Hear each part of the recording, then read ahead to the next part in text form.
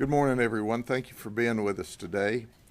I am joined by this illustrious team of folks that we work with every day to keep Polk County and the state of Florida safe, and I'm excited, and we're going to speak with you in just a couple of minutes. But before we do that, I want to tell you there's two topics today. Obviously, this is the main topic. And then there's one other topic that's not related to any of this. Let's talk about fentanyl. Fentanyl is the drug that is coming from Mexico through an open border, a porous border. And it's killing people all across the United States, DRT, dead right there. And what's important to understand is that it doesn't need to be this way, but since 2018, more than 250,000 people have died as a result of this horrible drug coming to us through the border. 250,000 people. Now, I want you to think about that for a second. If 250,000 people in this country were dying any other way, there would be major attention to that. Well, everyone that's died is someone's son, daughter, brother, sister, relative, mom, or dad. We care. Those of us here today really, really care. But it appears that that's fallen on deaf ears. It seems like every time I stand up here and talk about a fentanyl operation that we work with our colleagues, I'm saying it's the largest fentanyl seizure in the state of Florida. And once again, that's what I'm saying today. With the seizure of 14 kilos of fentanyl, this is the single largest seizure in the history of Polk County, and that's nothing to be proud of. However, we seized it because we're very proactive, because FDLE is simply the best, because Brian Haas, our state attorney, is simply outstanding and makes sure that dopers that are killing people are held accountable along with other criminals. Our state attorney general, Ashley Moody, says, look, nothing else matters if the people of Florida aren't safe and don't feel safe. So we actually began this investigation in August of 23. That's when we began to get information about this Mexican organized crime drug trafficking organization. And as we develop the information, you can well expect that the picture I'm about to show you includes 2 of the 4 of these arrests that we've made here are illegal, illegally in this country. That's right. They didn't come here to better themselves and their family. They came here to kill people in America with a deadly drug through a porous border that we need to seal off. Let me introduce you to this group. This is Sergio Garcia. He's 52. Let me tell you a little bit about Sergio Garcia. He served 23 years in the military, first with the Marines and retiring as a staff sergeant in the Army.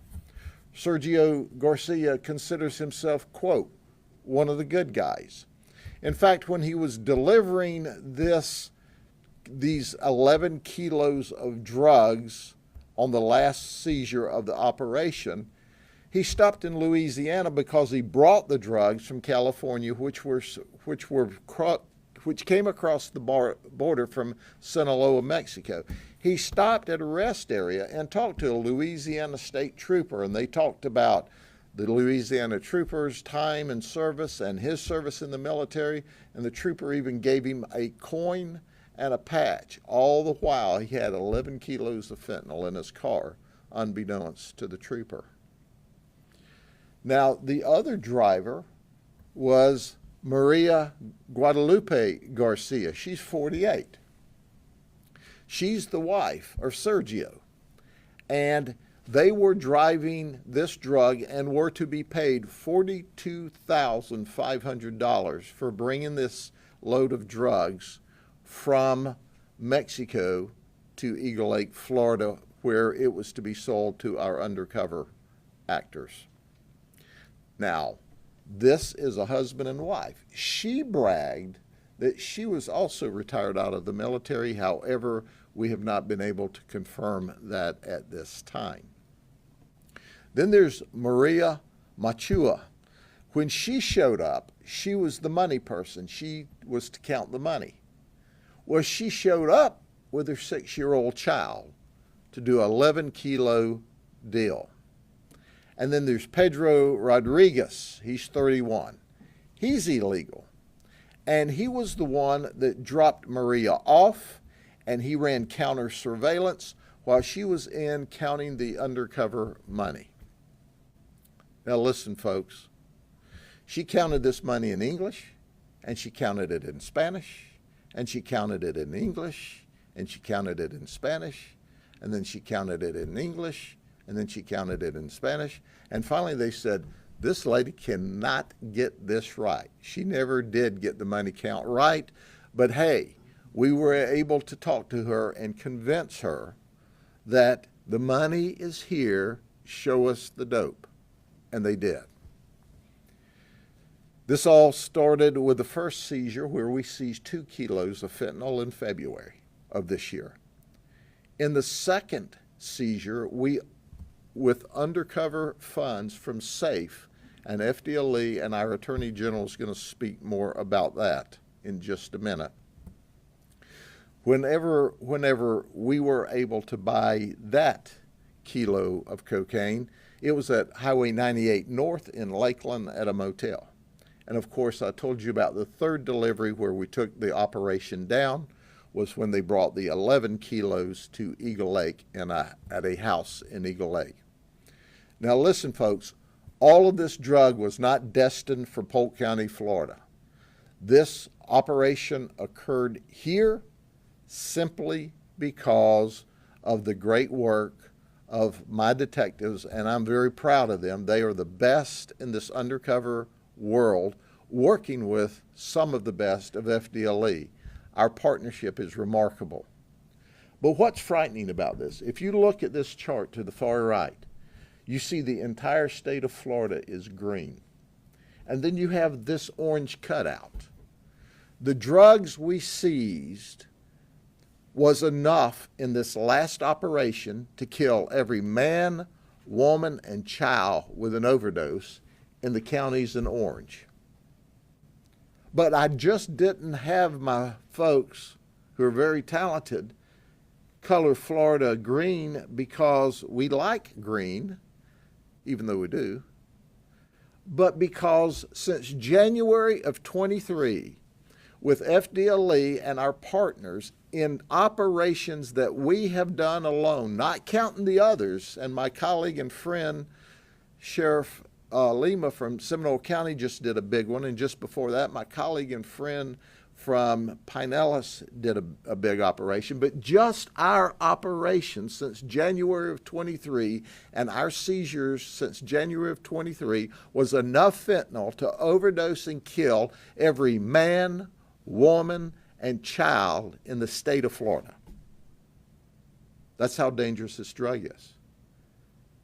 The details I'm going to leave to our state colleagues, but I've got to say on behalf of all the people of this county and of this state, thank you to our Florida legislature and the visionary Governor DeSantis for making a lot of money available through our partnership with FDLE so that we can get to these big players.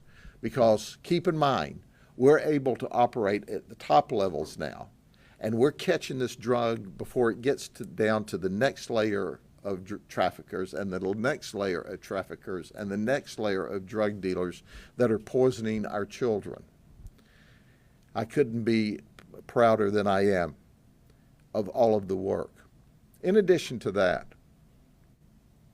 since 2023, there have been a lot of people die of fentanyl overdose in Polk County, but my deputies have saved 23 people with Narcan.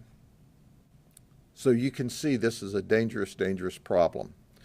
So at the end of the day, we're going to keep protecting the people of the state of Florida. and of Polk County. So we want to hear from some of what I believe are the best law enforcers in the state that protect us. And first, our Attorney General, Ashley Moody, who stands shoulder to shoulder with us across this state to make sure that the people of the state of Florida are safe and that the bad guys go to jail, is going to speak with us. After that, our State Attorney Brian Haas will come up to speak, and then Assistant Commissioner Massey will speak, and then our Haida Representative Director Collazo will speak. General. Thank you. Thank you, Sheriff. Yes, Thank you ma'am. so much. You know, it is always an honor to be in Polk County with your great sheriff and all of your law enforcement leaders, including State Attorney Haas. Boy, in terms of efforts against combating fentanyl, really, this is one of the leading counties.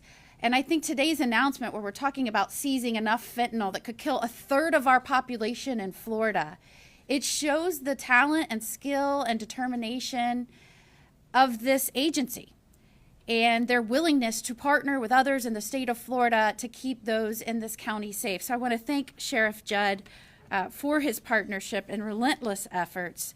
I mean, 14 kilograms of fentanyl is a lot of fentanyl, folks. And just as this county is one of the fastest growing counties in the nation, it also seems to be continuing to see escalations in the amount of fentanyl that they are seizing. And as we know, this is an incredibly dangerous and deadly drug. And I think the sheriff commented, and I want to expound upon this a little bit. We know that this seizure specifically, enough to kill a third of our state, came from Mexico, specifically in this instant, the Sinaloa cartel, and it ended up in Polk County, Florida. And how does that happen? It happens because our border is wide open. Just since 2021, since Biden took office, over 10 million people have poured into this country. Many have been given a free pass to walk right in with a handshake and a welcome. Many have avoided any type of welcome and just walked on in themselves. And some of those we've just arrested. I want to point out that the administration has not acknowledged that we are now losing more people to fentanyl than any other cause, especially in our working age population. That is a tragedy for a society. Working age, fighting age population, we are now losing to overdose.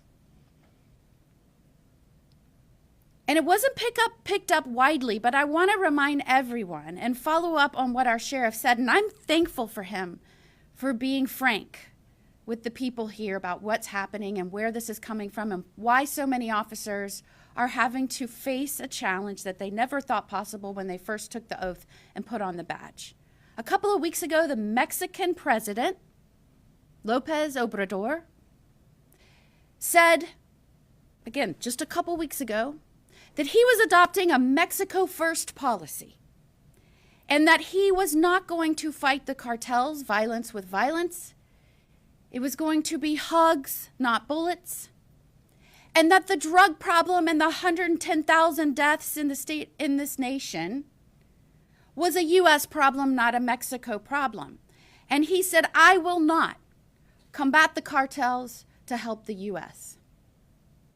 Mexico first. And so now, ladies and gentlemen, I don't know if you've seen this announcement, but now we have two presidents that are Mexico first. The Mexican president, Lopez Obrador, and the U.S. president, President Biden. In fact, not surprisingly, the response of this administration to that, in full display of cowardice, was we have a great partnership with Mexico. That is utterly untrue. In fact, Mexico is doing nothing to stop this flow. And I would submit to you that a real leader of this nation that was concerned with the number one death of American citizens, by far, and by the way, the U.S. loses more to overdose deaths by far than any other country. I would submit to you that appropriate response would not just be, we are going to address the cartels with hugs, not violence, but how about how I have demanded and suggested in that we declare the cartels terrorist organizations and we designate fentanyl as a weapon of mass destruction and meet that deadly challenge with the appropriate response that any leader in their right mind would do. And yet, the deputies here in Polk County and the FDLE agents and our Haida task forces are left to fend with this overwhelming surge of fentanyl, the deadliest drug that we have seen flowing into our country at this magnitude. They are left to engage and defend and stop and deal with on a daily basis because our president will not do what he took an oath to do and stand up for the safety of this union. As long as the border is wide open, we will continue to see those that have crossed over illegally pouring deadly drugs into our state. Now, I am proud of our efforts here. You heard about the seizure. You heard about the takedown of this organization that's tied right back to Mexico. This operation is similar to many operations we're doing across the state of Florida. Part of that is funded and supported by the SAFE Act that this legislature passed. We are continuing that money, hopefully into the next year, which will support these efforts. We are being very aggressive in our law enforcement efforts to take down the poison peddlers, put the traffickers behind bars. Thankfully, in the 10th Circuit, you have a state attorney like this that will keep them behind bars. But we're not stopping there. We're making sure that our first responders are equipped with naloxone, which is the life-saving drug that can save people who have been addicted and might be overdosing. And we're making sure that people that have been addicted know that now, more than ever, they should get help. Go to treatmentatlas.org to find out how you can seek help immediately, treatmentatlas.org. Because if you have had a substance abuse issue in the past, now fentanyl being laced into every drug that we have dealt with, it could be the last time you use. DEA says now 7 out of 10 counterfeit pills they are seizing contain a lethal amount of fentanyl. I can tell you the fentanyl seized today would have likely gone into pills, and those counterfeit pills would have likely killed Floridians, including children. We're getting it right here in Florida. We're doing what we can do. We are ferociously fighting back through law enforcement, through treatment of addiction, through equipment of our first responders. In fact, we're seeing a glimmer of hope. And while the national death rate continues to spiral upwards, in Florida, we've seen a 5% reduction in opioid deaths, a 3% reduction in fentanyl deaths, and right here in Polk County, because of the great efforts of this sheriff and other law enforcement, we've seen a 4% reduction. Now, are we out of the woods? Absolutely not. Are we going to have to continue to expend resources and put our law enforcement in dangerous situations because of what's happening at the border? Yes. Is it costing taxpayers an arm and a leg to confront this battle unnecessarily? Yes. But thank goodness, and may God bless sheriffs like Grady Judd and all of our great sheriffs. You heard him refer to our partners around the state, our police chiefs, our statewide agencies. Our troopers just took down fentanyl yesterday. May God bless, protect them, continue to send them the courage to clean up the mess that's been created by this administration. And I remain so grateful to folks like Grady Judd who are not afraid to use a big broom to clean up that mess, and indeed, certainly not afraid to back down and hit the cartels over the head with it. So Sheriff Judd, thank you for inviting me. Appreciate it. Good morning, everybody. I just want to tell you I'm so proud to stand with these folks up here. Our Sheriff Grady Judd, our Attorney General Ashley Moody. We could not ask for a stronger partnership of people that are supporting us in our fight to keep our citizens safe. You know, when we have these press conferences and we talk about the drugs that are being brought into our country and then spread around our communities, the first thing I always think about is the end user, the intended person who, will eventually use these drugs. And it's our kids, our teenagers, our folks who are here just trying to go about their daily lives, and these drug pushers are trying to get them addicted, and so they can expand their business. And that's where the reality is here. And I think about the danger of these drugs coming into our community, and all the things that come with them, the violence and the guns and all the threats. The Eagle Lake location is less than 5 minutes from where I live. This impacts everyone here. And I'm really concerned about the constant flow of drugs and people who are not supposed to be here coming into our communities.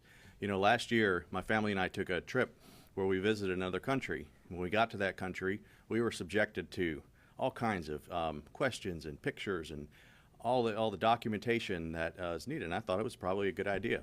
When we came back to this country, came home, same thing. Where have you been? What are you doing? Do you have any fruit? All of that kind of thing. And then I see on TV, there's just people just streaming through our southern border, and it's just amazing to me that nothing seems to be done about that. But what we are going to do is deal with it when it comes here, because we're not going to look the other way. The fight in these types of cases, it's so much work goes into it, but the work continues. Our continuing partnership with our statewide partners, our sheriff's deputies, it's going to the courtroom next. And our goal is to put as many of these people in prison for as long as we possibly can, because that's the only way that we can ensure that they're not going to come back and do this again. So I'll close with saying a special thank you to all the people who did their work on this case. The undercovers, the deputies, the FDLE agents, the detectives, those are my heroes. They're putting their lives on the line every single day in very, very dangerous circumstances to make these things happen. And I just want to say thank you to everything that they've done, and keep up the great work. Thank you. Good morning. As the sheriff said, my name is Lee Massey, and I'm one of the assistant commissioners with FDLE here representing Commissioner Glass, who could not be here today, though he tries to be at all of these. And I'm going to just sort of give an overview of what the sheriff and the attorney general and the state attorney has said, in the sense that we're just extremely fortunate in this state, and especially in this area, to have law enforcement leadership that takes the proactive approach, sort of turns people loose and says, go do the job you're paid to do, that the citizens of the community expect.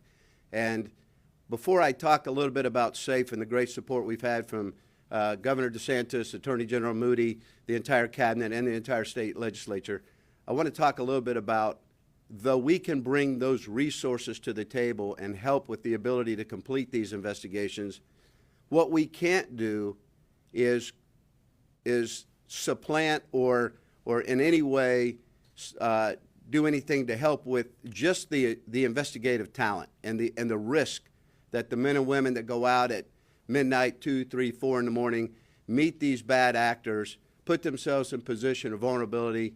This is a high-risk job, and there's very rarely is there an opportunity to deal with somebody in this business who is not a bad individual, that is armed when they come to do the deal, or armed in some area of backup. It has a history of violence. So when the men and women that go out in the middle of the night and complete these transactions to take this poison off the street in an effort to protect the citizens of Polk County, the citizens of the state of Florida, the visitors that come to this great state, we should all remember that they are individuals, they have families, and they're not expected to not go home, right? But they put that on the back burner to go out and do this job.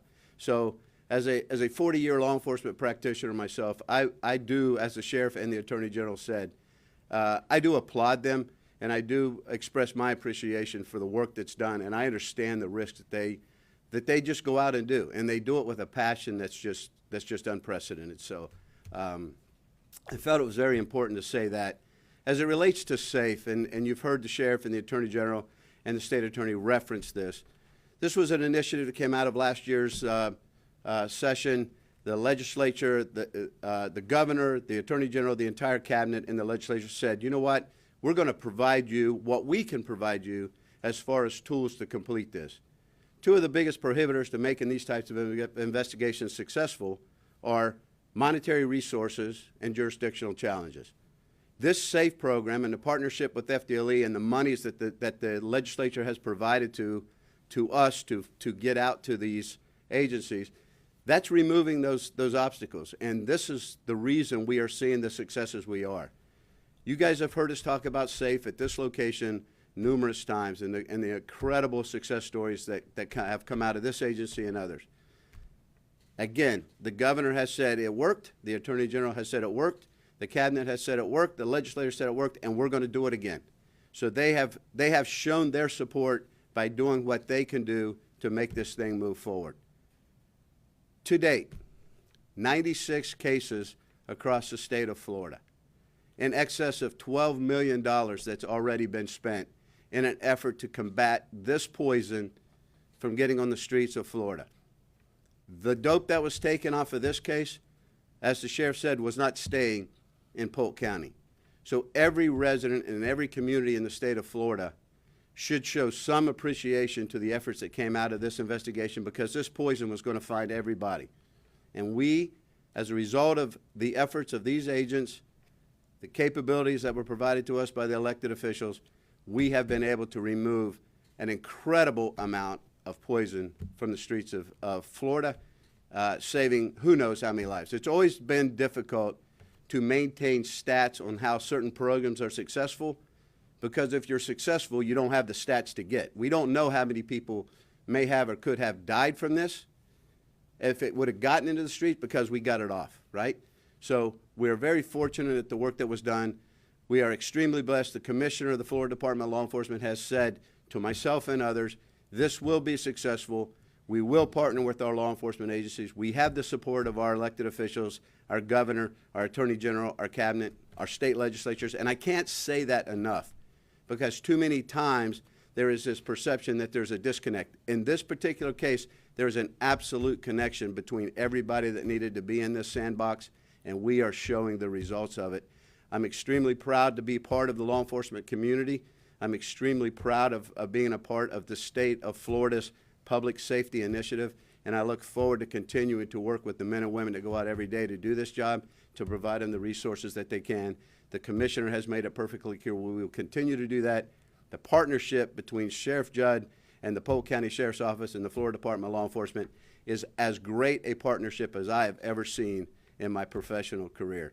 There is no egos in this game. They are checked at the door. The men and women come out and say, we've got to do the job for the right reason, and they get it done. Sheriff, Attorney General, State Attorney, I can't express it enough. Partnership with our Haida folks, who Director Collazo will speak next, it's just seamless, and it's working. So thank you to everybody up here. More importantly, to the men and women in the back of the room, thank you so much for what you do day in and day out. And from Florida Department of Law Enforcement, we will continue to drive this truck forward. So thank you. Good morning, everyone. I'm A.J. Collazo. I'm the director of the Central Florida Haida. And as Commissioner Massey said, we are into the collaboration. All of our Haida initiatives work seamlessly together. And I'm very honored to be here standing shoulder to shoulder with the leadership of these agencies that brought you this investigation. I gotta look at this, the fentanyl, the amounts of fentanyl that were seized here today, and what damage that could be done by that fentanyl when it hits the street. The work that they've done to stop that poison from reaching our communities is remarkable, and I congratulate them for the work that they've done. But I also have to warn the public that this is not stopping. We are still continually working. The public has to be educated that fentanyl is very dangerous. We're looking at a little over 2 milligrams of fentanyl can kill someone. You can overdose on that. You have 14 kilograms in this one case alone. So based on their work, it's been remarkable. The results are fantastic. I thank them for their service and for their time, and I thank you all for your time as well. And those of us at the Central Florida Haida will continue to work with the Sheriff's Office here in Polk County, FDLE, the prosecution venues we have available to us, and continue this partnership in the future. Thank you. As we close out today, Maria Guadalupe said she didn't know anything about any dope. She was just delivering this box of Huggies from California. Now, when's the last time that you picked up a box of Huggies that weighed 27 pounds? And that's the kind of illusion that they want to create, is this is not dangerous, but it's killing people. So Maria, we don't have any Huggies in the county jail, but we have you there, and that's where you're going to stay until our state attorney and his prosecutors lock you up for a very long time. So that's the end of that particular case, but it kind of segues into the next statement I want to make for you. If you think all of this drug was destined for just the state of Florida, you're wrong. Because of the wonderful work by our undercover detectives from the Sheriff's Office and FDLE and all of their supervisors, we protected and saved lives across arguably the Southeast United States, maybe the entire United States, because traffickers at this level that we were operating would send this drug all over the state, all over the Southeast, and some would travel from other areas. We expect the criminal justice system across this United States to deal effectively with criminals. And the reason for that is all of the wonderful men and women of this nation, which are overwhelmingly just really good, genuine people, got up this morning, sent their kids to school, went to work. They're thinking about what they're going to do this weekend, how are we going to pay the bills. But they're good folks, and they depend on us in the criminal justice system to keep them safe. So let me show you an arrest we made. And we arrested Hermas Craddock in Davenport, Florida at an Airbnb that someone rented for him, and that's still under investigation. And we arrested him for a warrant out of Pennsylvania, fleeing to elude, 2 counts of possession of a firearm, 2 counts of cannabis, escape, 2 counts of drug paraphernalia, 2 counts of driving while license suspended, 18 traffic criminal complaints, 2 counts of assault, reckless endangerment, 2 counts of DUI, evidence tampering, and he's in our Polk County Jail on no bond. And you go, okay, Grady, what's the big deal? He's got a lot of arrest warrants. But do you know why? Here's why. He was already out on bond when he fled from 2 Pennsylvania state troopers and endangered them and assaulted them, and he was locked up again.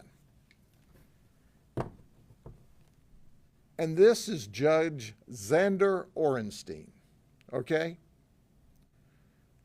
This guy was hearing what we call in Florida first appearance.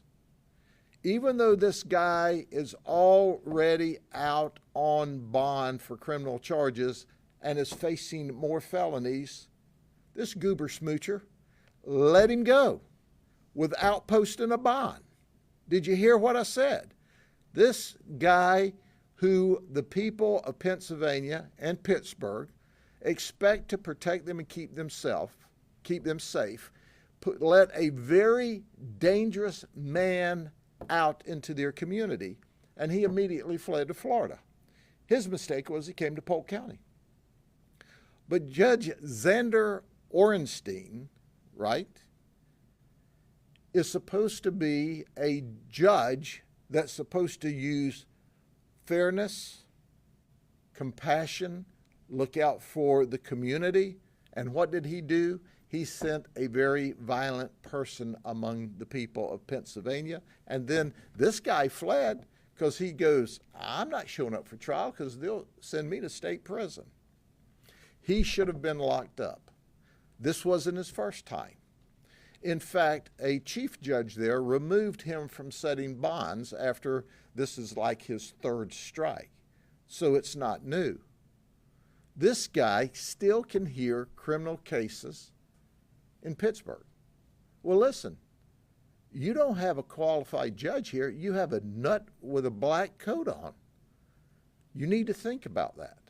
People are depending on judges to be fair and impartial, not letting violent criminals back out into the community when certainly the protocols mandate to the contrary. He's not a legislator, he's a judge. At least they say he is. So at the end of the day, folks, there's one more reason to be really proud to live in the state of Florida. We immediately caught this guy. He's in jail. We had to spend resources. Our deputies had to risk their life to take him back into custody because this guy let him out. But he is in jail, and our community's safe, and Pennsylvania is safe.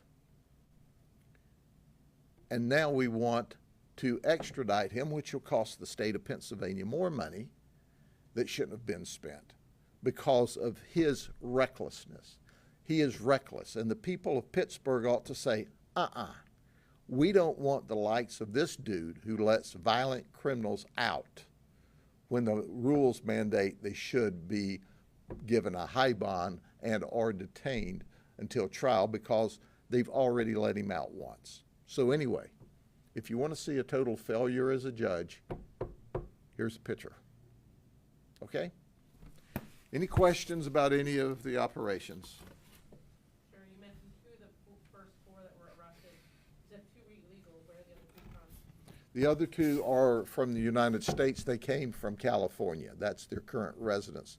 Sergio and Maria are from California. They are retired military. Maria, by the way, has been stopped and turned around at the border multiple times. However, Pedro was slicker and got away. And then she finally was able, she hit the border enough that she came across. The reality of it is, folks, very dangerous people are coming into this country with their drugs to take our money and kill our children. And it needs to stop. And that's at a pay grade above me. It's the President of the United States that has to issue the orders and stop that conduct. And I'll assure you one thing. He has the authority to stop it. And he could. He doesn't want to because he really doesn't care about you. He doesn't care that they flood drugs across here and kill your children. If he did, he'd stop the cartels from pushing drugs across this border by the metric ton. Okay? Thank you very much. Have a good day.